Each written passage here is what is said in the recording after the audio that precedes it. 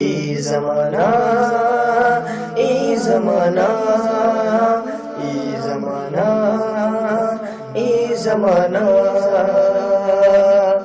خبروں کی وادی کے کشمیر کا رنگ، خبروں کی وادی کے کشمیر کا رنگ بتاتا ہے جس میں وہ ہے ای زمانہ، ای زمانہ ای زمانہ ای زمانہ ای زمانہ۔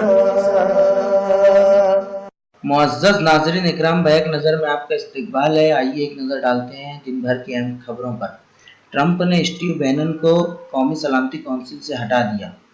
طلبہ کی صحافت سے اسکول کی پرنسپل کی چھٹی۔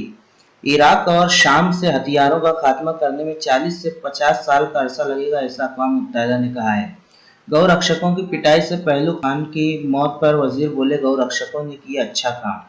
امر سنگھ نے کی سی ایم یوگی کی تعریف، کہا سماجوادی پارٹی میں نہیں لوٹیں گے۔ میانمار میں روہنگیا مسلمانوں کا صفایا نہیں، نسلی صفائی جیسی اصطلاح کا استعمال بہت سخت، توکی نے کہا۔ گائیکواڑ معاملے پر پارلیمنٹ میں این ڈی اے کے 2 وزیروں میں زبردست تکرار، وزراء بنے ڈھال۔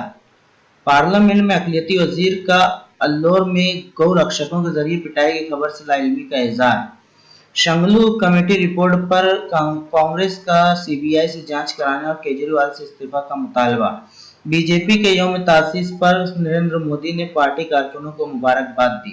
اتر پردیش کے شاہجہاں پور میں ٹرک موٹر سائیکل ٹکر میں 3 ہلاک۔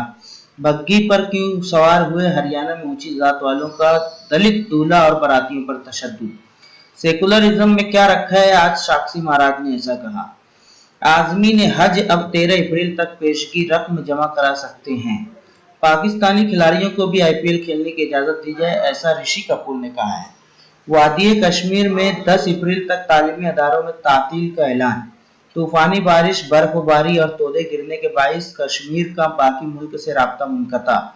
وادی کشمیر میں شدید بارش و برف باری کے بعد سیلاب جیسے حالات، الرٹ جاری۔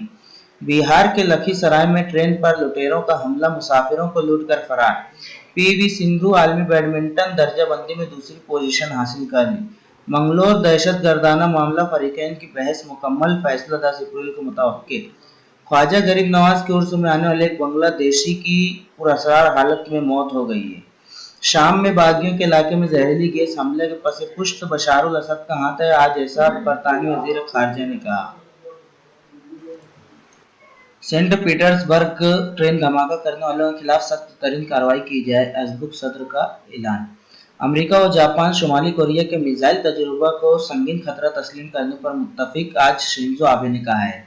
شمالی کوریا کے ہیکرز نے امریکہ و جنوبی کوریا کے مشترکہ جنگی منصوبوں تک رسائی حاصل کر لی۔ روس کی دھمکی کے باعث سلامتی کونسل میں اسد مخالف قرارداد پیش نہ ہو سکی۔ ترک فوج کی جنوب مشرقی ترکی میں کرد باغیوں کے خلاف کارروائی، 8 ہلاک۔ ہوائی جہاز کے ٹکٹ آدھار سے بک ہوں گے، مسافر کا انگوٹھا بورڈنگ پاس بنے گا۔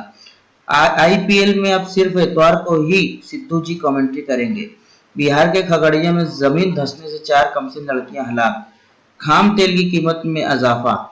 کاروباری کوئلہ کانکنی کے لیے تبادلہ خیالات سے متعلق دستاویزات کو عوامی ملاحظہ کے لیے پیش کیا گیا۔ راجستھان میں پیٹ کر ہلاک کرنے کے معاملے میں 3 گو رکشک گرفتار۔ غریبوں کو لوٹنے والوں اور کالے دھن کے خلاف میری جنگ جاری رہے گی، آج ایسا وزیر اعظم مودی نے کہا ہے۔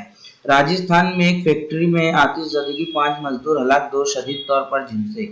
بابری مسجد معاملے میں اڈوانی سمیت 14 بی جے پی لیڈروں پر مقدمہ چلایا جانا چاہیے، آج سی بی آئی نے ایسا کہا۔